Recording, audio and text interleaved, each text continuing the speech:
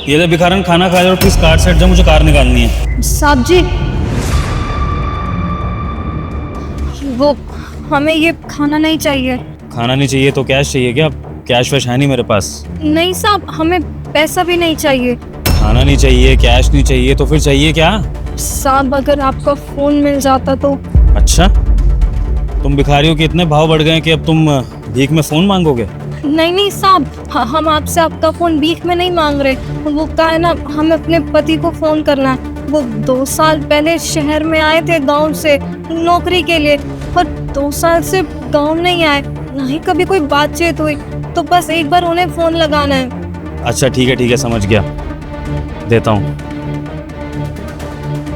लो, और सुनो ध्यान से, चालाकी मत दिखाना मेरे साथ। अगर फोन लेके भागने की कोशिश करी तो सिक्योरिटी बहुत टाइट है, कैमरे लगे हुए चारों तरफ, पकड़ी जाओगी। जी साहब, हम कहीं नहीं जाएंगे।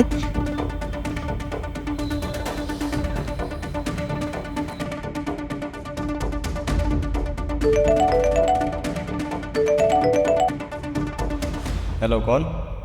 हेलो ए जी, कहाँ हैं आप? हम यहाँ शहर में आए आपको ढूंढने के लिए, तब से आपको ढूंढ रहे हैं, आप मिल ही नहीं रहे। बताइए ना कहाँ है, हम आपके पास आ जाएंगे। कहाँ से बोल रही हो तुम? और ये किसके नंबर से कॉल किया तुमने? वो हम ना यहाँ सड़क पर बैठे थे, एक भाई साहब आए हैं, उन्होंने अपना फोन दिया।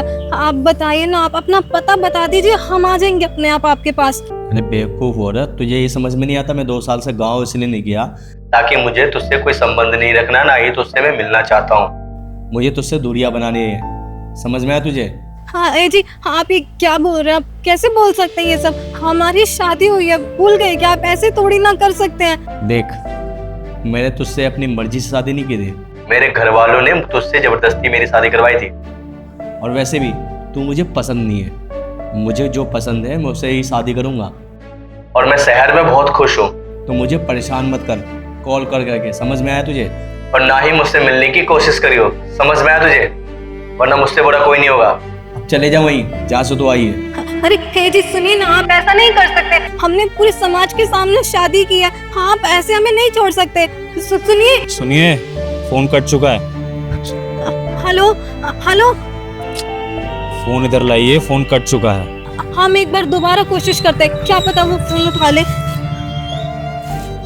जिस नंबर से आप संपर्क करना चाहते हैं वह अभी स्विच ऑफ है। स्विच ऑफ आ रहा होगा, नहीं लग रहा उनका फोन। देखिए फोन करने का दोबारा कोई फायदा नहीं है। मैं तभी समझ गया था कि आपके पति आपसे बात नहीं करना चाहते जब उन्होंने बीच कॉल में फोन काट दिया। अगर उनको अपनी पत्नी की चिंता होती तो वो उस तरह से कॉल नहीं काटते और दोबारा मिलाने पे नंबर लगता। देखिए आप कैसी बात कर रहे हैं, वो पति है हमारे, हमारी शादी हुई है, बहुत अच्छे से हुई थी हमारी शादी। ऐसे कैसे वो हमें यूं छोड़ सकते और हमारा फोन नहीं उठाएंगे? हम कोशिश करते हैं, उठाएंगे वो हमारा फोन। इधर दीजिए फोन, एक बार कोशिश करने दीजिए। देखिए जब मैं कह रहा हूँ कि कोई फायदा नहीं है, बार बार स्विच ऑफ ही आएगा फोन मिलाने से, और फोन मिला देने से फोन पे बात नहीं हो जाती है। सामने वाले का फोन लगना भी चाहिए और उसे फोन उठा के बात करनी भी चाहिए। तो लाइए, वैसे मैं आपकी स्टोरी समझ चुका हूँ। आप गांव से शहर अपने पति से बात करने के लिए आई थी क्योंकि आपके पति गांव नहीं आए थे, आपसे कांटेक्ट में नहीं थे। और फिर जब आपने अपने पति से बात करने की कोशिश करी तो आपके पति आपसे बात नहीं करना चाह रहे हैं क्योंकि शायद वो शादी को वैलिड नहीं मानते होंगे, उन्हें आपसे नफरत होने लगी होगी। यही सब है ना? नहीं ऐसा नहीं है, हमारे पति हमें छोड़ नहीं सकते। जब हमारी शादी हुई थी ना, उन्होंने हमसे कहा था कि वो बहुत खुश नसीब है कि हमारी उनसे शादी हुई है, और हमारे आने के बाद उनके घर में लक्ष्मी आ गई, उनकी यहाँ शहर में नौकरी लग गई। वैसे हमें नहीं छोड़ सकते, कोई गलत फहमी हुई होगी, वो ऐसा नहीं कर सकते। देखिए गलत फहमी आपको हुई है कि आपके पति आपसे प्यार करते हैं और आपके साथ वो वापस चलेंगे गाँव। अगर उनको आपके साथ गाँव ही वापस चलना होता, वो आपसे प्यार करते, तो फिर आपको उस तरह से कॉल पे इग्नोर नहीं करते। और कौन पति अपनी पत्नी से 2 साल तक दूर रहेगा? वही ना जो अपनी पत्नी के पास वापस नहीं जाना चाहता है, जो अपनी पत्नी से प्यार नहीं करता, उसको अपनाना नहीं चाहता है। समझिए इस बात को, आपके पति को अब आप में कोई इंटरेस्ट नहीं है। और ये बात मैं दावे से कह सकता हूँ क्योंकि मैं इसी शहर का पला बड़ा हूँ। मैंने सुने हैं ऐसे किस्से, अपनी आंखों से भी देखे हैं कि लोग गांव से आते हैं, शहर की हवा लग जाती है, बदल जाते हैं अपनों के लिए और छोड़ जाते हैं अपनों को हमेशा के लिए। और आप भी उन्हीं में से एक हैं। बस आपके साथ ये पहली बार हो रहा है, इसलिए आप एक्सेप्ट नहीं कर पा रही हैं। पर सच्चाई को एक्सेप्ट करना पड़ेगा आपको कि अब आपके पति आपके नहीं रहे। ये कैसे शहरी लोग हैं आप, कैसी है यहाँ की हवा। हम बताओ, लोगों को रिश्तों की कदर नहीं रहती। हम वहाँ अपने पति का इंतजार कर रहे हैं, वो यहाँ है कि हमें छोड़कर बैठ गए। अब हम इस अनजान शहर में कहाँ जाएंगे, किसके पास रहेंगे। हम तो वापस गांव भी नहीं जा सकते। हमने अम्मा को वादा किया था कि हम उनके बेटे को वापस लेके आएंगे गांव। आप हमारी एक छोटी सी मदद कर दीजिए। आप हमारे बस पति को ढूंढने में हमारी मदद कर दीजिए। एक बार हम उनसे मिल लेंगे ना, देखिएगा सामने जाकर हम उन्हें मना लेंगे, सब कुछ ठीक हो जाएगा और फिर वो हमारे साथ गांव भी चले जाएंगे। प्लीज हमारी मदद कर दीजिए। कोई फायदा नहीं है बहन जी, आप अपनी बेइज्जती कराएंगी 4 लोगों के आगे।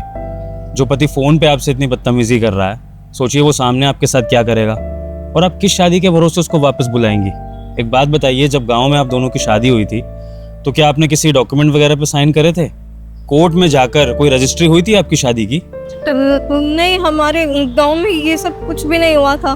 तो बस जब आपकी कोई लीगल डॉक्यूमेंटेशन ही नहीं है आपकी शादी की, तो फिर आप किस बेसिस पे सबको ये बोलेंगी कि वो आपका पति है और आप उसको ले जाना चाहती हैं? वो 1 मिनट में कह देगा कि ये शादी वैलिड ही नहीं है, ये लड़की झूठ बोल रही है। फोटोग्राफ के बेसिस पे नहीं माना जाता है कि शादी हुई है। डॉक्यूमेंट्स होते हैं, प्रॉपर डॉक्यूमेंट्स। यहाँ जब शहर में शादी होती है ना लोगों की, तो कोर्ट में रजिस्ट्री भी होती है शादी की, जिससे कि ये लीगल प्रूफ होता है कि 2 कपल शादीशुदा हैं। लेकिन वो आपके गांव में होता नहीं है, तो इसलिए आपको भुगतना पड़ेगा। आप शहर में किसी भी बेसिस पे अपने पति को लीगल तरीके से अपने साथ नहीं ले जा सकती हैं। उसको पूरा अधिकार है ये बोलने का कि आप उसकी पत्नी नहीं हैं, समझी? नहीं, हम गांव वापस नहीं जा सकते। हमने अग्नि के आगे फेरे लिए हैं, वादे किए एक दूसरे से, और हम पत्नी है उनकी। हम किसी और से भी शादी नहीं कर सकते। वो हमें ऐसे नहीं छोड़ सकते, ऐसा नहीं हो सकता हमारे साथ। भगवान ऐसा नहीं कर सकते हमारे साथ। अगर हमारे पति हमारे साथ नहीं रहेंगे तो हम तो मर जाएंगे। और फिर मरने से आपके पति को फर्क पड़ जाएगा आपसे? मुझे तो नहीं लगता, क्योंकि जो इंसान ने आपकी 2 साल से खबर नहीं ली, अगर आप उसके लिए मर भी जाएंगी तो उसके लिए तो ये अच्छा ही होगा कि जान छूटी उसकी, कोई उसके पीछे नहीं आएगी। लेकिन हाँ, तब आपके पति को फर्क जरूर पड़ सकता है कि अगर आप उसे कुछ बन के दिखा दें, कुछ पावरफुल इंसान, सक्सेसफुल, जिसको देखकर आपका पति खुद सैल्यूट करे, डर जाए आपसे। ऐसी कोई पोजीशन, ऐसी कोई पावर।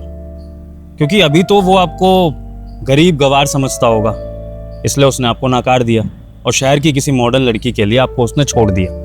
लेकिन अगर आप उसको कुछ बन के दिखाएंगी ना, और उससे भी आगे बढ़ेंगी जिंदगी में, पैसा कमाएंगी, एक मकाम हासिल करेंगी, एक पोजीशन, पावर, स्टेटस पर आएंगी, तब देखना वही पति आपके आगे नाक रगड़ेगा, आपके आगे झुकेगा और आपसे माफी मांगेगा कि उसने आपको छोड़कर बहुत बड़ी गलती करी है। ये दुनिया पैसे और पावर के आगे ही झुकती है। बस वही है कि दिल के अच्छे लोग होते हैं जो कुछ एक्सपेक्ट करते हैं, रिश्ते निभाना चाहते हैं, लेकिन ऐसे लोगों की कदर होती नहीं है। इसलिए मैं आपको दूसरा ऑप्शन बता रहा हूँ। बस आप जिंदगी में सशक्त बनने के बारे में सोचिए, अपने पैरों पे खड़े होइए, और इसमें आपका भाई साथ देगा। लेकिन हम यहाँ शहर में कहाँ जाएंगे, किसके पास नौकरी करेंगे? हम तो ज्यादा पढ़े लिखे भी नहीं है, किसी काम के नहीं है। ऐसा आपको लगता है, लेकिन मुझे ऐसा लगता है कि अगर मैं आपको सही राह दिखाऊंगा, आपको एक डायरेक्शन दूंगा, तो आप जिंदगी में बहुत कुछ कर सकती हैं। क्योंकि जो औरत अपने पति को ढूंढते हुए शहर तक अकेली आ सकती है, इतनी हिम्मत रख सकती है कि वो अपने पति को गांव वापस लेकर जाए, तो वो अपने पति से बदला लेने के लिए जिंदगी में कुछ बन भी सकती है। मुझे है आप पर भरोसा, और प्रैक्टिकली मैं आपकी मदद कर सकता हूँ उसमें, क्योंकि मेरी कंपनी है खुद की। मैं आपको एक छोटी सी नौकरी दे दूंगा, झाड़ू पोछा बर्तन, ये काम तो आता ही होगा बेसिक। आप इस काम से शुरुआत करिए। मैं आपका एडमिशन करा दूंगा किसी स्कूल कॉलेज में, वहाँ से आप अपनी पढ़ाई शुरू करिए वापस से। साथ में पढ़ाई करिए, नौकरी करिए, रहने के लिए घर मैं दे दूंगा, खाना पीना मेरी तरफ से, और आपके पति के अगेंस्ट इस लड़ाई में मैं आपका साथ दूंगा। बताइए, मंजूर है आपको? जी साहब, मंजूर है। तो तय रहा।